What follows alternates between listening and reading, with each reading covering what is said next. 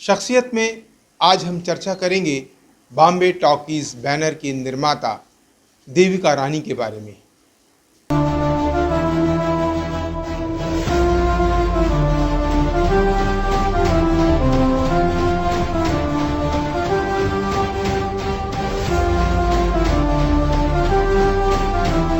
शख्सियत में आपका स्वागत है। शमशाद खान का अभिवादन स्वीकार करें। 30 मार्च 1908 में विशाखापट्टनम में देविका रानी का जन्म हुआ था। उनके पिता का नाम कर्नल एम.एन. चौधरी था और उनकी माता का नाम श्रीमती लीला चौधरी था। वे विश्वविख्यात कवि श्री रविंद्रनाथ टैगोर के वंश से संबंध रखती थी। देविका रानी के पिता कर्नल चौधरी मद्रास के पहले सर्जन जनरल थे। स्कूली शिक्षा खत्म होने के बाद 1920 के दशक में शुरू के वर्षों में देविका रानी नाट्य शिक्षण ग्रहण करने के लिए लंदन चली गई और वहां पर वे रॉयल एकेडमी ऑफ ड्रामेटिक और रॉयल एकेडमी ऑफ म्यूजिक की संस्थाओं में भर्ती हो गई। वहां उन्हें स्कॉलरशिप भी प्रदान की गई। उन्हें आर्किटेक्चर, टेक्सटाइल और डेकोर डिज़ाइन विधाओं का भी अध्ययन किया और एलिजाबेथ ऑर्डन में काम करने लगी। पढ़ाई पूरी करने के बाद देविका रानी ने निश्चय किया कि वो फिल्मों में अभिनय करेंगी, लेकिन परिवार वाले इस बात के खिलाफ थे क्योंकि उन दिनों में संभ्रांत परिवार की लड़कियों को फिल्मों में काम करने का मौका नहीं मिलता था। इंग्लैंड में कुछ वर्ष रहने के बाद Devika Rani royal academy of dramatic में विविध पढ़ाई की। इसके बाद उनकी मुलाकात निर्माता हिमांशु राय से हुई। हिमांशु राय मैथ्यू आर्नोल्ड की कविता लाइट ऑफ एशिया के आधार पर एक फिल्म बनाना चाहते थे। हिमांशु राय देविका रानी से उन्होंने अपनी फिल्म कर्मा के लिए काम करने को कहा। देविका रानी ने उसे स्वीकार कर लिया। बाद में हिमांशु राय ने देविका रानी से शादी कर ली और मुंबई चले आए। यहाँ आकर दोनों ने बॉम्बे टॉकीज बैनर की स्थापना की और एक फिल्म जवानी की हवा का निर्माण किया।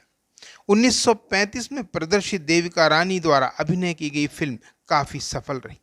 इसके बाद में देविका रानी ने बॉम्बे टॉकीज के बैनर तले बनी कई फिल्मों में अभिनय किया। इनमें एक फिल्म अछूत कन्या भी थी। 1936 में प्रदर्शित इस फिल्म में देविका रानी ने ग्रामीण बाला की मोहक छवि को पहले पर्दे पर साकार किया था। अशोक कुमार, दिलीप कुमार, मधुबाला जैसे कलाकारों ने बॉम्बे टॉकीज में काम भी किया। अछूत कन्या, किस्मत, शहीद, मेला जैसे अत्यंत लोकप्रिय फिल्मों का निर्माण इस बैनर ने किया। अछूत कन्या उनकी बहुत ही बहुचर्चित फिल्म रही क्योंकि ये फिल्म एक अछूत कन्या और एक ब्राह्मण युवा के प्रेम प्रसंग पर आधारित। 1933 में निर्मित कर्मा फिल्म देविका के कैरियर का मोड़ साबित हुआ। इस फिल्म में उन्होंने अंतर्राष्ट्रीय लोकप्रियता हासिल की और उन्हें प्रसिद्धि के शिखर पर पहुंचा दिया। यूरोप में रिलीज होने वाली अंग्रेजी भाषा में बनी ये पहली भारतीय फिल्म थी जिसे लंदन में विशेष शो आयोजित किए गए। विंडसर प्लेस में शाही परिवार के लिए भी उसका विशेष प्रदर्शन रखा गया। इस फिल्म की एक विशेष बात यह थी कि देविका रानी ने उस दौर में सबसे लंबा चुंबन दृश्य देने का दुस्साहस किया था, जबकि ऐसे दृश्यों के बारे में उस समय कोई सोच भी नहीं सकता था। उन्होंने अपने पति हिमांशु राय के साथ 4 मिनट लंबा किसिंग सीन दिया, जो भारतीय फिल्म के इतिहास में सबसे लंबे किसिंग दृश्य के रूप में माना जाता है। 1940 में देविका रानी के पति हिमांशु राय की मृत्यु हो गई और बॉम्बे टॉकीज का संपूर्ण संचालन उनके पति हिमांशु राय ही किया करते थे। देविका रानी ने अपने स्टूडियो बॉम्बे टॉकीज के संचालन के लिए कड़ी मेहनत की, लेकिन 1943 में अशोक कुमार और अन्य विश्वसनीय लोगों के स्टूडियो से नाता तोड़ लेने की वजह से वे हार गईं। उन लोगों ने बॉम्बे टॉकीज से संबंध खत्म करके फिल्मिस्तान नामक स्टूडियो बना लिया, जिसके परिणाम स्वरूप देविका रानी को फिल्मों से अपना नाता तोड़ना पड़ा।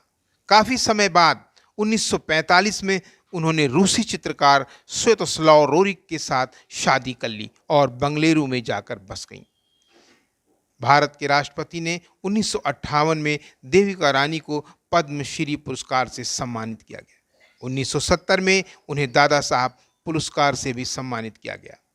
9 मार्च 1994 में देविका रानी का निधन हो गया।